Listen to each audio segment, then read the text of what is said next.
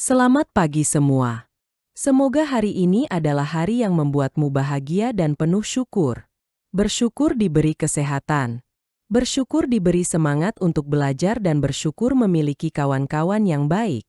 Hari ini kita akan mempelajari teks berita. Bu Guru percaya, kalian sudah sering mendengar kata berita. Kalian juga sangat sering menyimak berita baik melalui media cetak, televisi maupun media online. Hidup kita pun dikelilingi puluhan berita setiap hari. Baik berita ringan, berita inspiratif, maupun berita investigasi. Murid-murid semua, saat ini kita akan mengupas tentang teks berita dari segi pertama, pengertian berita. Kedua, jenis-jenis teks berita. Dan ketiga, tujuan dan fungsi teks berita. Ayo, kita simak baik-baik ketiga hal tersebut. Teks berita memiliki banyak sekali definisi atau pengertian. Pada kesempatan kali ini, hanya menampilkan 4 pengertian teks berita. Pengertian pertama, teks berita adalah laporan tertulis mengenai peristiwa, kejadian, atau informasi yang bersifat faktual dan aktual. Pengertian kedua, teks berita yakni informasi aktual tentang fakta-fakta dan opini yang menarik perhatian orang. Pengertian ketiga teks berita yaitu laporan tercepat mengenai ide atau fakta terbaru yang benar, menarik, dan penting bagi sebagian besar halayak. Dan pengertian keempat yaitu teks berita merupakan laporan terkini tentang fakta penting atau menarik bagi halayak yang disebarluaskan lewat media massa. Murid-murid, setelah kalian memahami pengertian atau definisi teks berita, selanjutnya kalian mencari informasi secara mandiri tentang pengertian teks berita dari internet sebanyak 3 macam pengertian yang berbeda dengan yang telah kalian simak tadi. Tulislah 3 pengertian teks berita pada buku tulismu. Kemudian tunjukkan pekerjaanmu pada Bu Dewi. Selanjutnya kita membahas jenis-jenis teks berita. Jenis-jenis teks berita ada 9 macam. Ke-9 macam jenis-jenis teks tersebut akan dibahas satu persatu. Pertama, berita langsung. Berita langsung adalah berita yang berisi informasi terkini, faktual, dan menarik, ditulis secara singkat, lugas, dan apa adanya. Berita langsung biasanya menjadi berita utama atau headline di halaman depan surat kabar. Kedua, berita opini. Berita opini adalah berita yang berisi pendapat, pandangan, atau gagasan seseorang, biasanya dari para ahli, cendekiawan, profesor, atau pejabat. Ketiga, berita interpretatif. Berita interpretatif adalah berita yang dikembangkan dari komentar atau penilaian wartawan atas berita yang muncul sebelumnya. Keempat, berita mendalam. Berita mendalam adalah berita yang dikembangkan berdasarkan pendalaman dari suatu peristiwa. Kelima, berita investigasi. Berita investigasi adalah berita yang dikembangkan berdasarkan penyelidikan atau penelitian dari berbagai sumber. Keenam, berita penjelasan. Berita penjelasan yaitu berita yang menjelaskan informasi secara rinci serta lengkap di penuh data. Ketujuh, berita ringan.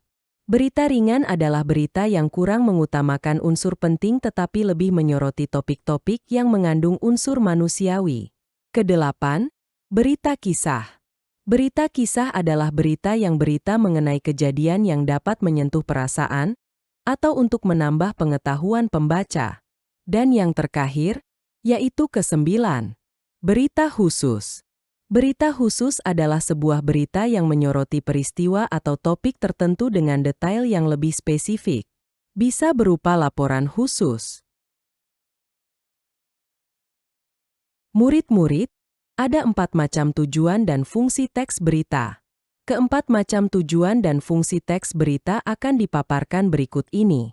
Pertama, memberikan informasi. Memberikan informasi mengandung maksud bahwa fungsi utama teks berita adalah menyampaikan informasi terkini dan terpercaya kepada masyarakat.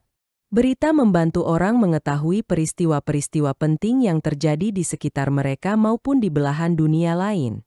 Dengan membaca berita, masyarakat dapat mengikuti perkembangan terbaru di berbagai bidang seperti politik, ekonomi, sosial, budaya, olahraga, dan lainnya.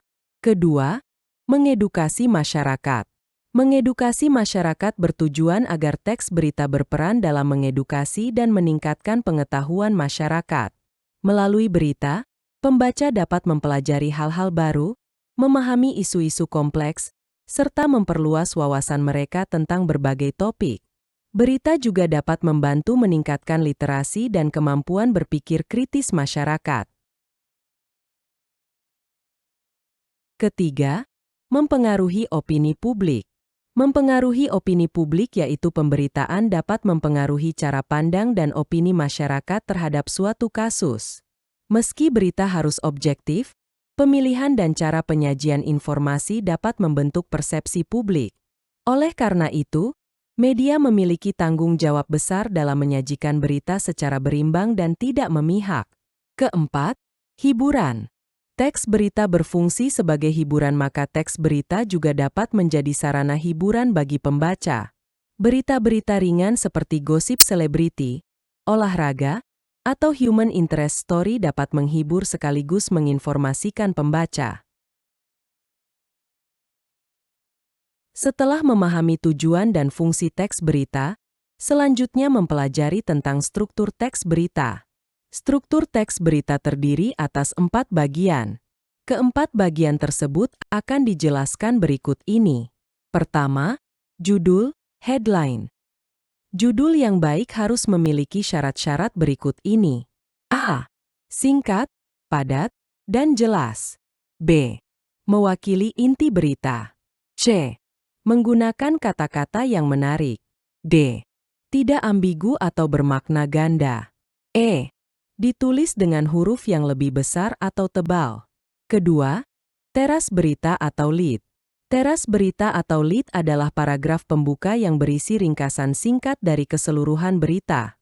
Bagian ini menjawab pertanyaan-pertanyaan dasar 5W1H, what, who, when, where, why, dan how. Teras berita harus mampu memberikan informasi penting dalam 1 atau 2 kalimat pertama, sehingga pembaca dapat langsung memahami inti berita tanpa harus membaca keseluruhan teks.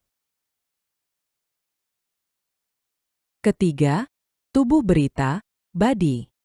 Tubuh berita, body, memaparkan detail-detail penting seperti A. Kronologi kejadian, dampak atau akibat dari peristiwa. B. Tindakan yang diambil pihak berwenang. C. Komentar atau pernyataan dari narasumber terkait data pendukung atau statistik. Keempat, penutup. Penutup berupa A. Latar belakang peristiwa. B. Prediksi atau spekulasi tentang dampak jangka panjang informasi terkait yang mungkin menarik bagi pembaca. C. Kutipan tambahan dari narasumber.